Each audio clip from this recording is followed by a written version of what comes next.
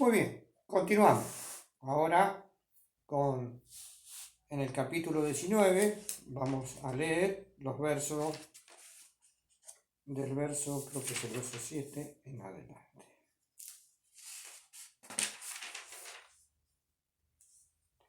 ...19, el verso 7. Dice: gocémonos y alegrémonos y démosle gloria, porque son venidas las bodas del Cordero, y su esposa se ha preparado, se ha aparejado.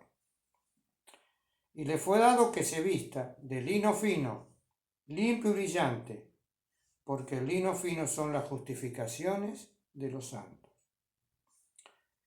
Y él me dice, escribe: bienaventurados los que son llamados a la cena del Cordero. Y me dijo, estas palabras de Dios son verdaderas. Y al decir son verdaderas, se van a cumplir. Estos 3 versículos nos hablan de 2 o 3 cositas importantes. Primeramente, en los cielos se va a celebrar una fiesta espiritual. Y esta fiesta tiene que ver en alguna medida con la alegría o la recompensa que Dios le va a dar a su Hijo Jesucristo por la obra en la cruz del Calvario, por la obra de redención. La obra de redención generó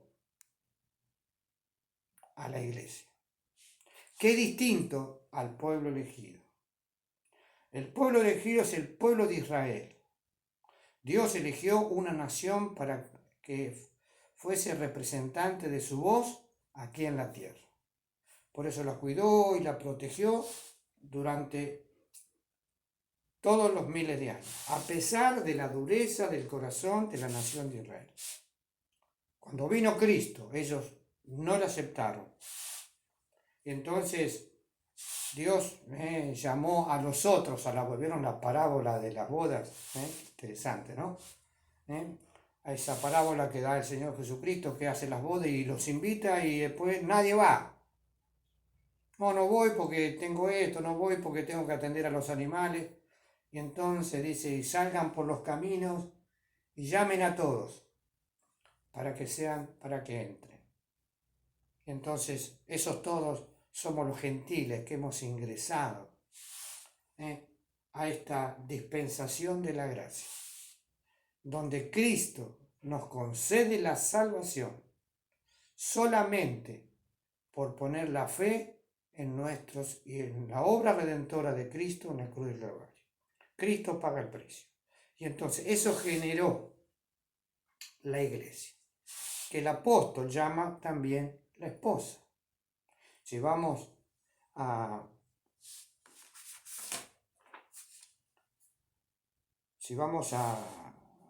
Efesios, capítulo 5, ¿no? Hay varios textos que hablan de eso, pero vamos a tomar este solo para no hacer tan largo. Recuerden siempre, si después quiere alguna ampliación, preguntarnos y seguimos. Vamos a Efesios 5, a partir del verso 24. Así que, como la iglesia está sujeta a Cristo, así también las casadas lo estén a sus maridos en todo. Maridos, amad a vuestras mujeres, como Cristo amó a la iglesia y se entregó a sí mismo por ella, para santificarla, limpiándola en el lavacro del agua por la palabra, para presentársela gloriosa para sí. Una iglesia que no tuviese mancha, ni arruga, ni cosa semejante, sino que fuese santa y sin mancha. El versículo 28 habla de la relación entre el hombre y la mujer. El verso 29 dice, porque ninguno aborreció jamás a su propia carne, antes la sustenta y la regala, como también Cristo a la iglesia. Porque somos miembros de un cuerpo, de su carne y de sus huesos. Por esto habla nuevamente de la relación entre hombre y la mujer, y este es un misterio. Mas yo digo, esto con respecto a Cristo y a la iglesia. Cada uno de empero, y entonces ame a su mujer, termina el 33, reverencie a su marido. Y entonces acá este texto es claro porque habla de la obra de Cristo en la cruz del Calvario y el objetivo. ¿Vieron que allá dice en el versículo 8 que se vistió de lino fino? Eso habla de que del 19 dice, le fue dado que se vista de lino fino, limpio y brillante, porque el lino fino son las justificaciones de los santos. Y estas justificaciones no significan lo que nosotros hemos hecho, sino que Cristo obró para nosotros justificación y salvación. Nosotros no podemos hacer absolutamente nada. Por eso lo que dice la palabra ya en Romanos, ¿no? Mas el justo, ¿qué cosa? Por la fe vivirá. Y entonces la iglesia, todos los que hemos sido, hemos puesto la fe en el Señor Jesucristo, eso compone a la iglesia, no un grupo o una denominación. Muchos se piensan que porque vas a esta iglesia son los únicos que se van a salvar. Y porque este grupito son los únicos que se van a salvar, ¿no? Hay siempre un relato, ¿no? Que cuentan un chiste, una broma. Dice que va un hombre a los cielos, se salva, va a la presencia, entonces lo ve a San Pedro, porque siempre dice que tiene la llave. Y entonces ve cristianos por todos lados. Y entonces ve a un costado, a un grupito, ¿no? Que están ahí todos amontonados, ese grupo, no se juntan absolutamente con nadie, ¿no? Y están allí cantando y alabando. Y entonces esta persona que se había salvado y entra los dice, ¿y estos quiénes son? Le dice Pedro, no digas nada, porque ellos piensan que son los únicos que se salvaron. Y así ocurrió otra vez en la historia. Siempre ha habido movimientos de santificación, de limpieza, que es loable que así sea. Pero tristemente hay muchos grupos que son de carácter a veces tan inclusivista o exclusivista, inclusivista porque se incluyen ellos, y exclusivista porque se piensa que son los únicos, ¿no? Entonces, que piensan que si no se cumplen todas las normas no se van a salvar.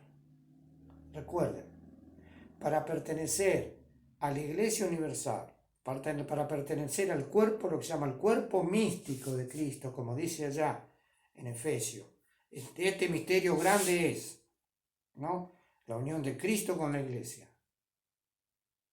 ¿La Iglesia quién la compone? Todos aquellos que pusieron la fe en Jesucristo y fueron justificados por su sangre. Por eso decía el apóstol Pablo, en Hechos 20-21, siempre lo repito, las dos condiciones para salvación: arrepentimiento para con Dios, ¿sí? Reconocernos que hemos ofendido a Dios y que somos unos pecadores. Y con eso profundicemos todo lo que significa arrepentimiento. Cosa que hoy en día ya casi no se predica. Siempre se predica lo positivo. Tristemente. Tenemos que predicar el arrepentimiento. Porque si la gente no se arrepiente, no se salva. Si la gente no se arrepiente, van a pertenecer a Babilonia la Grande. Y fe en el Señor Jesucristo. Y cuando habla de fe en el Señor Jesucristo, se refiere a confiar que Él muere en la cruz para justificar delante del Padre todo nuestro pecado. Es un sacrificio de expiación, de ocupar el lugar, de pagar el precio. Los que han tenido esa experiencia, dice la palabra, nacen de nuevo. Según 2 Corintios 5:10, 5:17. De modo que si alguno está en Cristo, nueva criatura es. Y entonces comienza una vida de transformación. Por eso el Señor Jesucristo dice que al cristiano se lo conoce porque por los frutos. Un cristiano tiene que dar fruto. Si un cristiano no da ningún fruto, puede ser un simpatizante, alguien que le gusta la iglesia. Vieron que a veces la iglesia va a ocurrir, hay mucha gente que va a la iglesia. ¿Eh? Yo me acuerdo de un amigo, ¿no? Cuando había aparecido el auge de Anacondia con todas las sanidades que hacía. Y entonces este muchacho, sí, fue ahí que Dios le había sanado el pie, me acuerdo, no sé qué cosa que he dicho. Y entonces, entonces que él se pensaba que Dios lo había salvado porque lo había sanado. Claro, ¿cuánto le duró eso? Nada. No sé si fue una o dos veces a la iglesia y después no fue nunca más. Ya el Señor Jesucristo lo dijo. Él sanó a los 10 leprosos y ¿cuántos vinieron? Uno. Entonces la sanidad no significa salvación. Un milagro en mi vida no significa salvación. Quizás tenga que ver más con la misericordia de Dios. La salvación es arrepentimiento y fe. Y si no hay un profundo arrepentimiento, confiar en la obra de Cristo, un nuevo nacimiento, un cambio de vida, una manifestación de la obra de Dios en nosotros, tenemos que pensar bien. Por eso dice la palabra, que el testimonio de Dios, que el Espíritu de Dios da testimonio a nuestro espíritu que somos hijos de Dios. Por eso el apóstol Pablo habla de la prenda del Espíritu, el anticipo. Dios cuando nos salva nos da un anticipo de la salvación, que es la vida del Espíritu Santo en nuestro corazón. Y entonces el Espíritu nos redarguye de pecado. Y si nosotros no hay dolor por el pecado, confesión por el pecado, arrepentimiento de nuestras acciones, no sé si vamos a estar en su presencia. Los verdaderos cristianos dan frutos de cristianos. Muy bien, y eso pertenece a la Iglesia Universal, de donde estén. Bautista, menonita, anglicano, católico, sincero. Yo siempre digo, son tristemente los menos porque ellos ponen la fe en los santos o en la Virgen, pero alguno habrá, sin lugar a duda. Esa persona que puso su fe en todo lo que el cura le decía y fue sincera realmente y hubo un arrepentimiento, un cambio en su vida, iba a ser salva. No, por supuesto, los líderes eclesiásticos que son... Bueno, me callo, porque si no arranco con eso y no terminamos más. No importa a qué lugar, a qué denominación, y no importa si yo me bauticé una vez, me bauticé dos veces, y cómo celebré la cena del Señor, cómo me he visto, eso es secundario. Que lo más importante, lo ideal sería que todos nos ajustemos a la palabra, y que yo me someta a la palabra. O si yo creo en el don de sanidad, yo creo en el don de lengua y todas esas cosas que nosotros vemos ahora. Lo ideal es que me someta a la palabra. Pero si aún caigo en alguna de esas desviaciones religiosas, pero mi experiencia de salvación fue verdadera, me salvo. Pertenezco a la iglesia. Lo triste hoy en día que con todo lo anexo, con toda esta predicación del Evangelio de la prosperidad, de la guerra espiritual, de las declaraciones, todas esas cosas que vemos ahora en televisión, y cuanto más se ve ahora, ¿no? Porque gracias al YouTube uno tiene acceso a un montón de manifestaciones religiosas que no tienen nada que ver con la salvación. O todas estas nuevas teologías que aparecen, que no hablan del arrepentimiento y la fe. Entonces, no son salvos, tristemente. No van a pertenecer a la iglesia de Cristo. Ahora, todos aquellos que pasaron por esta experiencia de fe son esta iglesia. Por eso dice que Cristo murió en la cruz para hacer esta obra de limpieza. Cuando dice acá en el verso 8 y le fue dado que se vista de lino fino, limpio y brillante, le fue dado, Cristo le dio la obra.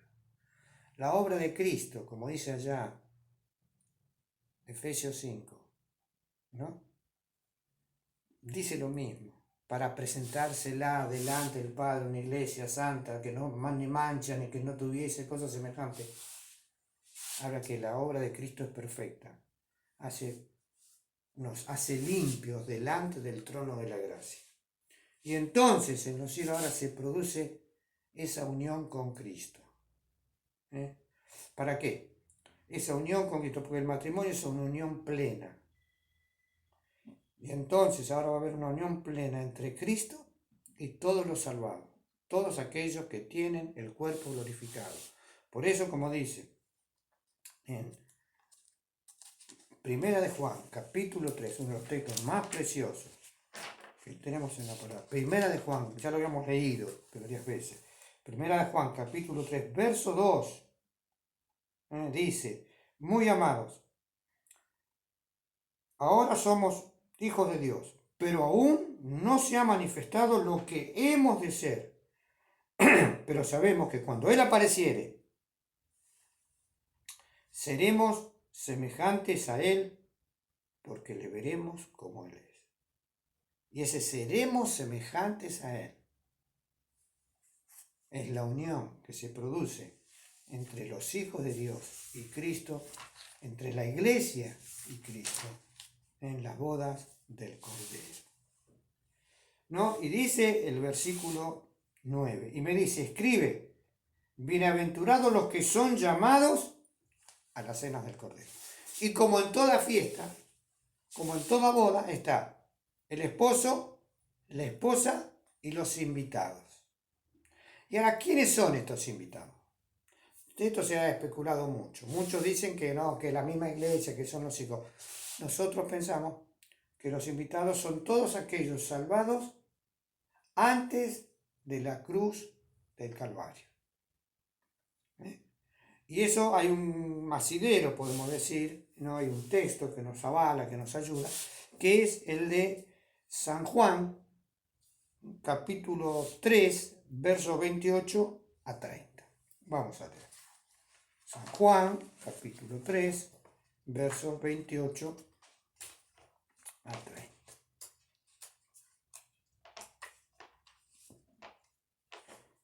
Dice así la palabra de Dios.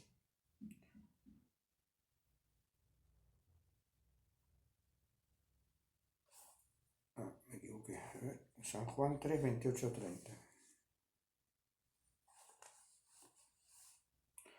Dice, vosotros mismos me sois testigos que dije, yo no soy el Cristo, sino que soy el enviado delante de él. ¿Este quién es?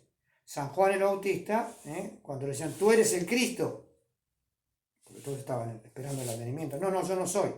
Yo soy aquella voz que clama en el desierto, como dice en Isaías, que va a preparar, enderezar la vereda para el advenimiento de Cristo. ¿No es así? Y fíjense, el que tiene la esposa es el esposo. Mas el amigo del esposo, que está en pie y le oye, se goza grandemente de la voz del esposo. Así pues, este mi gozo es cumplido. Y entonces, ¿cómo él se define entonces? Él se pone gozoso porque el advenimiento de Cristo, y él se considera el amigo de la esposa. Y entonces, por eso dice, mi gozo es cumplido. Yo me pongo contento porque se produce esto. Y entonces el verso 30 dice, a él le conviene crecer, mas a mí menguar. Es decir, era necesario que Cristo ahora fuese inmolado, fuese manifestado al mundo. Y él no fuese menguar. Y por eso Cristo dijo que el menor en el reino de los cielos es más grande que San Juan el Bautista, que fue el más grande de todos los profetas. Entonces acá hay una gran división entre la iglesia, entre aquellos que pusieron la fe en Cristo después de su muerte, y toda la dispensación de la ley, de la cruz para atrás. Podemos decir desde Abel hasta el ladrón, hasta San Juan el Bautista, porque el ladrón en la cruz sabemos que pertenece a la iglesia porque dijo, hoy mismo estarás conmigo en el paraíso. Hasta San Juan el Bautista, que han puesto la fe en Dios que se sometieron a Dios, que se sometieron a la ley, que se sometieron a las obras, de acuerdo a la dispensación o a la manera de salvarse que había en las distintas épocas, todos esos van a estar ahora en estas bodas. Todos estos van a pertenecer a los amigos, a los que son convidados. Y entonces en el cielo va a haber esa gran fiesta, que va a estar la iglesia, y van a estar todos los redimidos del Antiguo Testamento que habían puesto la fe en Dios. Y ahí se va a celebrar esa gran fiesta en los cielos, que se llama las bodas del Cordero. Y aquí es el epílogo, acá finaliza. Después de esta tarea, después de esta gran fiesta en los cielos, se va a producir el advenimiento de Cristo hacia la tierra, que es lo que vamos a ver en las próximas clases. Estas clases que tienen que ver ahora con el día final, el gran día de Dios. Y ahí sí, prepárense porque vamos a leer una pila de textos.